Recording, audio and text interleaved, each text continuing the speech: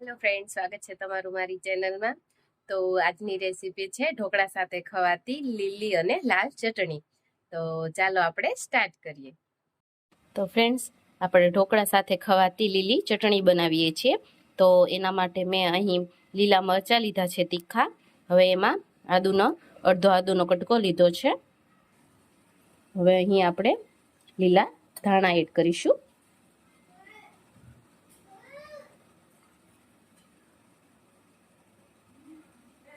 અહીં 2-3 આપણે ઢોકળા એડ કરીશું. 1 ચમચી ધાણા જીરું એડ કરશું. સ્વાદ પ્રમાણે મીઠું લેવાનું છે. હવે અડધું લીંબુ એડ કરીશું.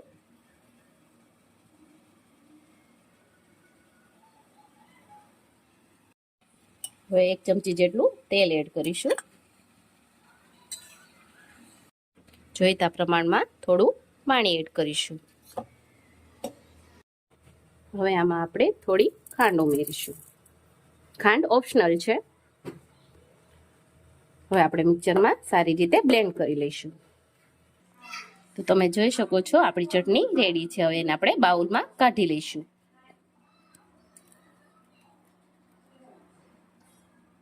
તો ફ્રેન્ડ્સ, ઢોકળા સાથે ખવાતી લીલી ચટણી તૈયાર છે. તો હવે આપણે લાલ ચટણી બનાવશું લસણની. તો એના માટે આપણે અહીં લસણ લીધું છે. એમાં આપણે હવે 2 ચમચી કશ્મીરી લાલ મરચું લેશું.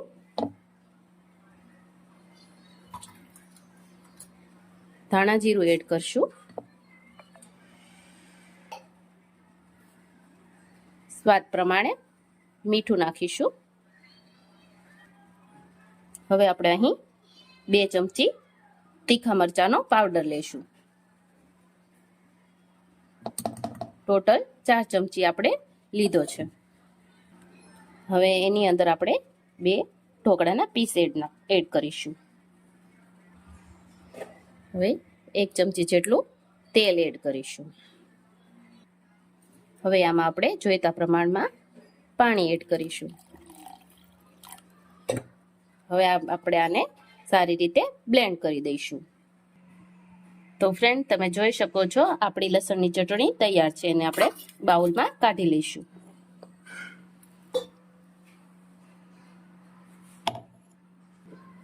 ફ્રેન્ડ્સ, તો હવે આપણે આમાં લીંબુ એડ કરીશું. તમે બ્લેન્ડ કરો ત્યારે પણ નાખી શકો છો. હું ભૂલી ગઈ હતી એટલે હવે હું ઉપરથી એડ કરું છું. હવે સારી રીતે આપણે હલાવી લઈશું. તમે જોઈ શકો છો આપણી ચટણી તૈયાર છે. ફ્રેન્ડ્સ, અહીં આપણી લીલી અને લાલ ચટણી બનીને તૈયાર થઈ ગઈ છે. તો ફ્રેન્ડ્સ, તમને આ રેસીપી કેવી લાગે કમેન્ટ કરીને જરૂરથી મને જણાવજો. અને ઢોકળા સાથે એકવાર આ રેસીપી જરૂરથી ટ્રાય કરજો. જો તમને મારી આ રેસીપી ગમી હોય તો મારા વિડીયોને લાઈક કરજો, શેર કરજો અને મારી ચેનલ સબસ્ક્રાઈબ કરવાનું ના ભૂલતા. Thank you. તો ફ્રેન્ડ્સ, તમને આ ચટણીની રેસીપી કેવી લાગી એ મને કમેન્ટ કરીને જરૂરથી જણાવજો. અને તમારા ઘરે પણ આ ચટણી ટ્રાય કરજો એકવાર. તો જો તમને મારો આ વિડીયો ગમ્યો હોય તો લાઈક કરજો, શેર કરજો અને મારી ચેનલ સબસ્ક્રાઈબ કરજો. Thank you.